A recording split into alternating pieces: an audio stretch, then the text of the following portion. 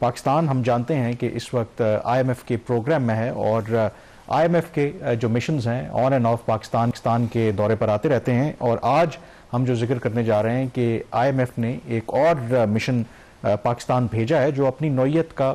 پہلا اس طرح کا مشن ہے جو جائزہ لے گا پاکستان میں.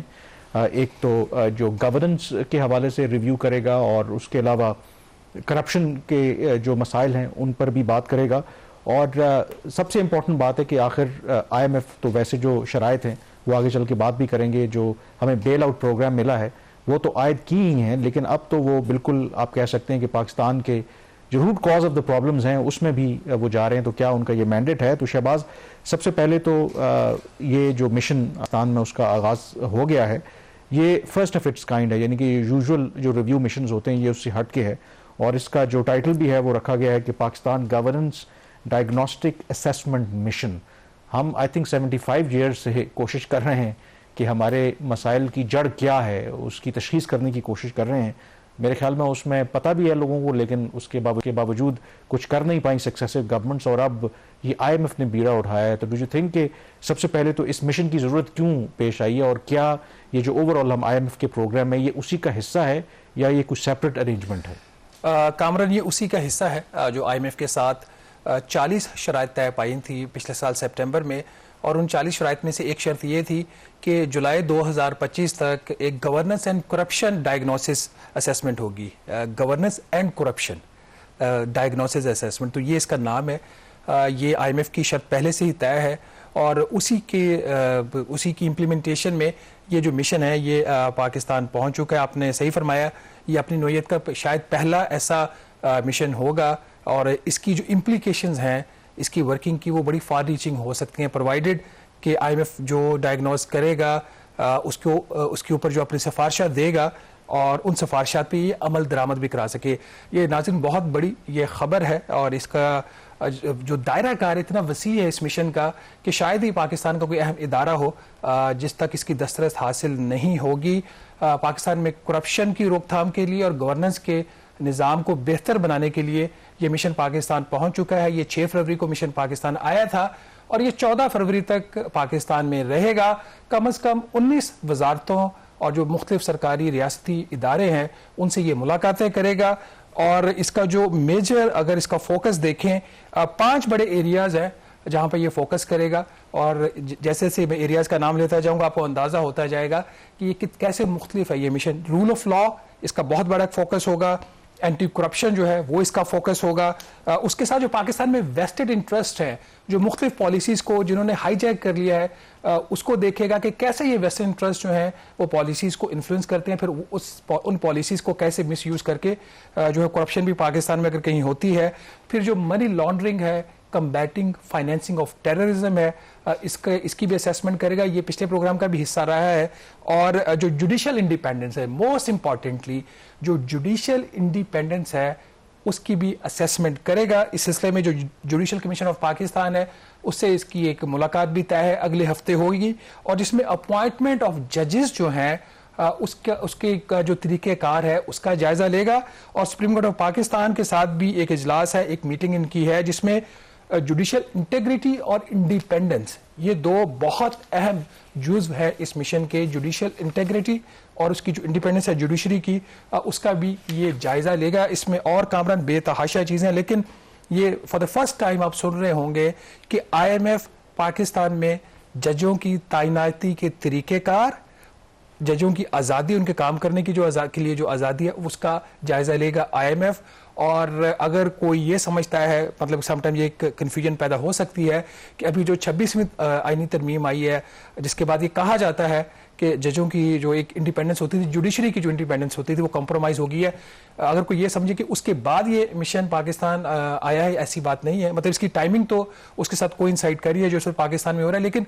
اس مشن کے حوالے سے جو فیصلہ تھا کہ یہ مشن پاکستان آئے گا یہ پچھلے سال جو ہے وہ سپٹمبر میں ہو چکا. جو شرائط آپ نے بتائیں اس میں تو کچھ شرائط ایسی ہیں جس پر عمل درآمد کرنا ضروری ہے اور اس کے بغیر پروگرام آگے نہیں بڑھے گا. اب یہ جو مشن ہے یہ جب اپنا جو بھی تشخیص کرتا ہے پاکستان کے، اور آئی تھنک ہمارے پاس وقت کم ختم ہو جائے گا جتنے تمام ایریاز کو انہوں نے کور کیا ہے، کیا یہ صرف جائزہ لیں گے اور آئیڈینٹیفائی کریں گے کہ یہ پرابلمز ہیں؟ جسٹ فار ایگزامپل کہ وہ کہتے ہیں کہ پاکستان میں جو ججز کی تعیناتی ہے، ایک میں ایگزامپل دے رہا ہوں کہ یہ ٹھیک طریقے سے نہیں ہوتی، تو کہنے کا میرا مقصد یہ کہ وہ صرف کیا اس کو آئیڈینٹیفائی کریں گے، ریکمینڈ کریں گے گورنمنٹ آف پاکستان کو کہ آپ اس کو ٹھیک کریں، یا اگر اس میں ان کو خامیاں نظر آئیں گی تو اس کا جو امپیکٹ ہے وہ ہمارا جو پروگرام ہے IMF کا اس پر ہوگا؟ دیکھیے کامران، اس کے بارے میں حتمی بات اسٹیج کے اوپر کہنا مشکل ہوگا، لیکن جو IMF کی دستاویزات اویلیبل ہیں ویب سائٹ کے اوپر بھی پڑی ہوئی ہیں، جو جب سپٹمبر میں پروگرام اپروو ہوا تھا اس کے بعد جو ڈاکیومنٹ IMF نے ریلیز کیا اس کے اندر یہ لکھا ہوا ہے کہ governance and corruption diagnosis assessment report جو ہے وہ IMF دے گا، وہ رپورٹ حکومت پاکستان جاری کرے گی، باقاعدہ اس کو ریلیز کرے گی 31 جولائی 2025 تک، اور وہ جو رپورٹ ہوگی اس میں ایک تو اسیسمنٹ ہوگی، ریکمنڈیشنز ہوں گی، اور پھر اس کے آگے عمل درآمد کرنا بھی اس میں شامل ہوگا۔ اس طرح کی جو شرائط ہوتی ہے اسٹرکچرل بینچ مارک ہے، یہ ایک بنیادی وہ تبدیلی چاہ رہے ہیں پاکستان کے اندر۔ اس طرح کی جو چیزیں ہوتی ہیں جب اسٹرکچرل بینچ مارکس ہوتے ہیں،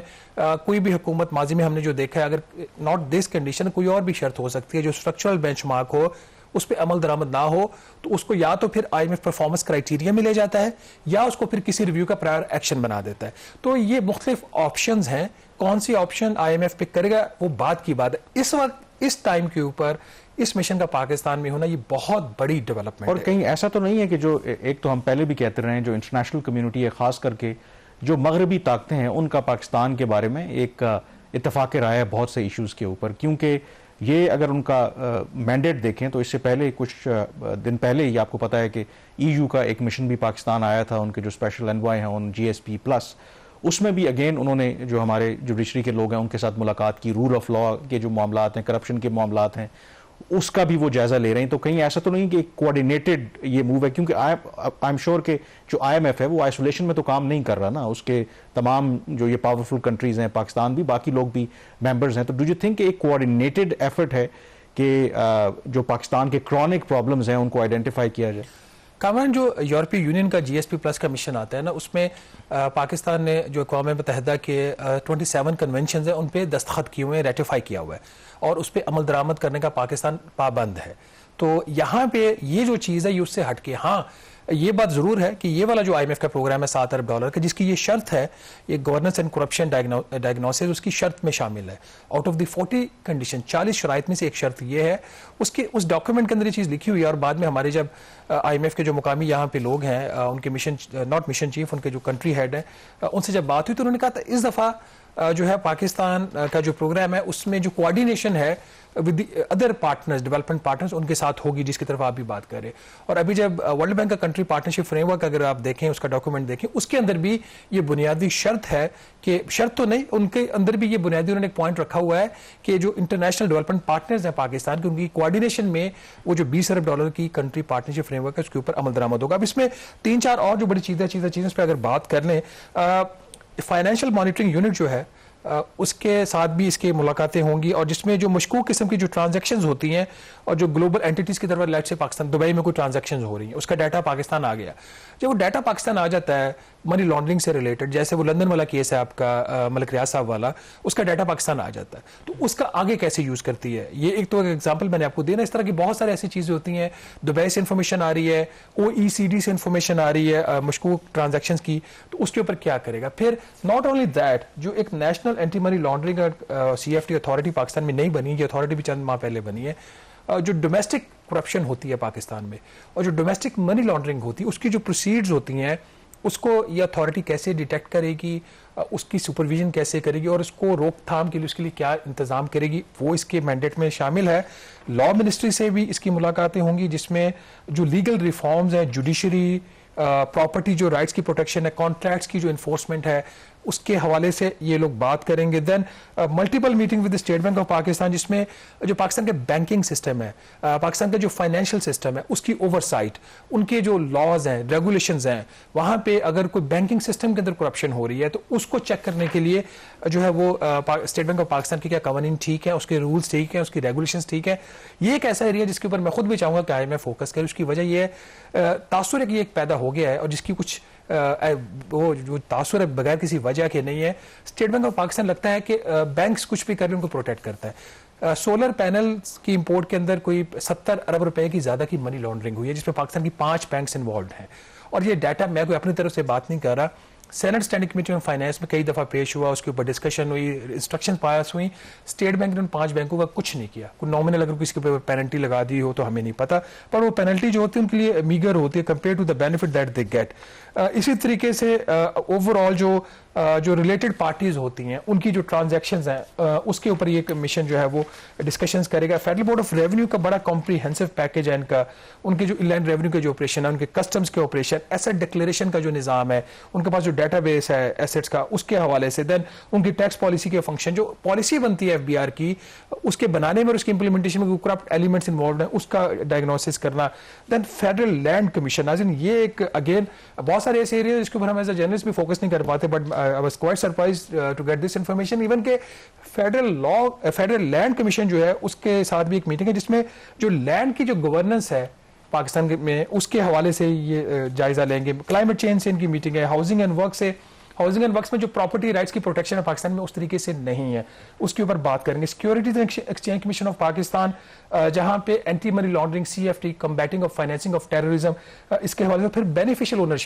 اونرشپ یہاں پہ یہ کمپنی کسی کے نام لیکن ایکچوئل بینیفیشری پیچھے کوئی اور بیٹھا ہوا ہے، اس کے حوالے سے کیا نظام ہے. Auditor general of Pakistan, establishment division کے ساتھ ان کی ملاقاتیں ہوں گی جہاں پہ اسٹیبلشمنٹ ڈویژن کے ساتھ خاص طور پر جو ایسٹ ڈکلیریشن سسٹم ہے بیوروکریٹس کا وہ کس حد تک افیکٹو ہے نہیں ہے. پرائیویٹائزیشن کمیشن کے پاس کچھ فنڈز ہیں اس کے حوالے سے. فائنانس ڈویژن کے ساتھ ملاقاتیں، planning division, ministry of economic affairs division اور نیشنل اکاؤنٹیبلٹی بیورو. بہت ہی کمپریہنسو اس کا مینڈیٹ ہے اس مشن کا، اور اگر یہ سارا اپنا کام ٹھیک کر لے، یہ جو مشن آیا ہے پاکستان پہنچ چکا ہے، 14 فروری تک پاکستان میں رہے گا، اور اس کی جو رپورٹ آئے گی اس کے اوپر عمل درآمد ہو جائے تو شاید پاکستان میں وہ ویسٹرن انٹرسٹ، وہ جو ایلیٹ کیپچر